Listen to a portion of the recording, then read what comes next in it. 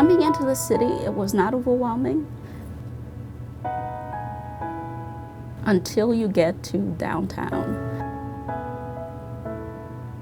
Wow, oh my gosh, all of that was gone.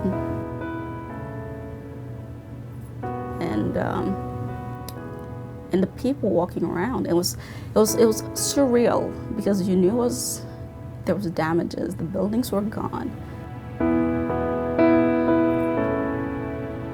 I knew immediately that there was no way Haiti had the ability or capability of handling such a disaster from what we were hearing.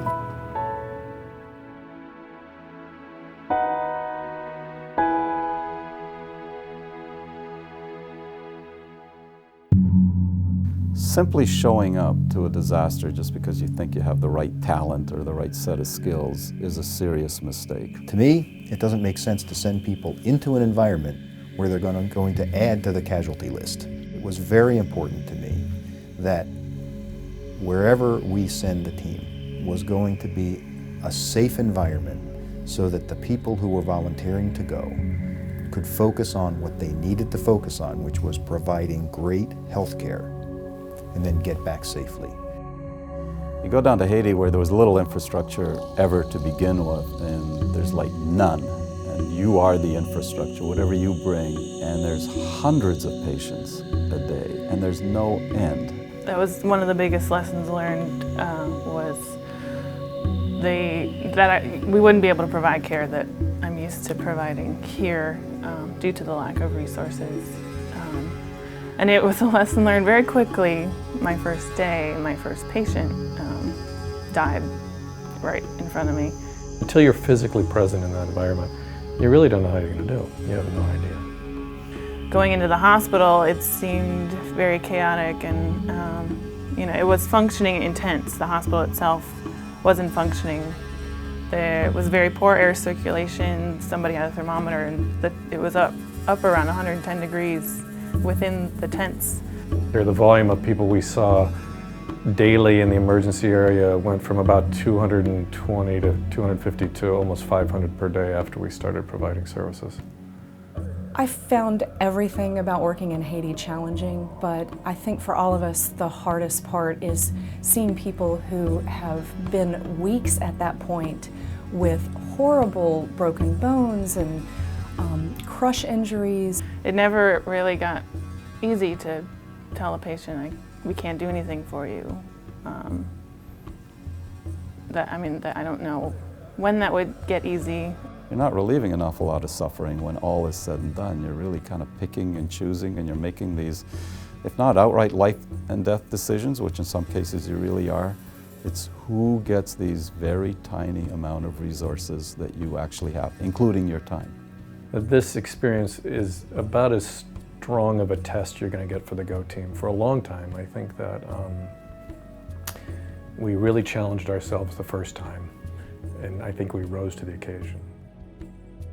Treating patients who are so beautiful on the outside and smile and are grateful that you're there, but on the inside are hurting so deeply. People were scared of uncertainty, but the patients talking to them, they thought that they were getting phenomenal care. Even the patients they couldn't do anything for, the fact that they evaluated them and talked to them and told them what was going on was tremendously appreciated. Everybody just thanked them for taking the time and even looking at their loved one, even if the prognosis was death. It was always compelling for me to be able to stand by a bedside and hold somebody's hand and try to offer them some reassurance that everyone is there to help and that an entire nation is praying for them and hoping for their recovery. I think we really underestimated the amount of training that we needed to do to prepare people for the emotional side of this response and the psychological fallout from this response. And I think in the future we'll really make an effort to teach the Go Team members psychological first aid and sort of caring for themselves while they're in country. The one thing that might change is more intense training in practicing in austere conditions.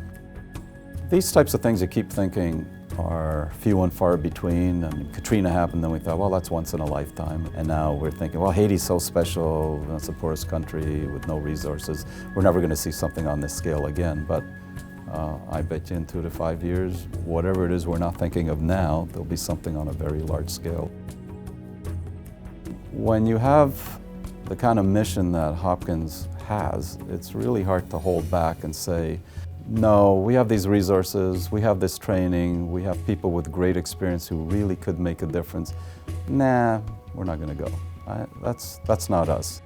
The team that we brought down, I think in general, outperformed anyone else there. The people who respond to these kinds of incidents are the most caring individuals that I've ever been associated with. Without exception, every one of them want to go back. It was hard to leave with, 2 weeks is such a short time when they are so devastated and are going to need so much help for years to come. You're still going to do a lot of thinking about it when you get home. I always say that I carry a piece of Haiti with me around in my heart, because every time I come home from there, I just feel desperate to get back. I want to provide more help.